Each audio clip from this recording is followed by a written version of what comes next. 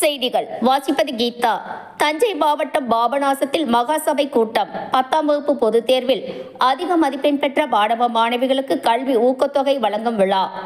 தஞ்சாவூர் மாவட்டம் Papanasam benefit fund மகாசபை கூட்டம் முதன்மை செயல் அலுவலர் ஆறுமுகம் தலைமையில் நடைபெற்றது. விழாவில் 2024-2025 கல்வி ஆண்டில் 10ஆம் வகுப்பில் முதல் மதிப்பெண் பெற்ற மாணவ மாணவிகளுக்கு கல்வி ஊக்கத்தொகையும் மூத்த உறுப்பினர்களுக்கு பாராட்டி கௌரவிக்கப்பட்டது.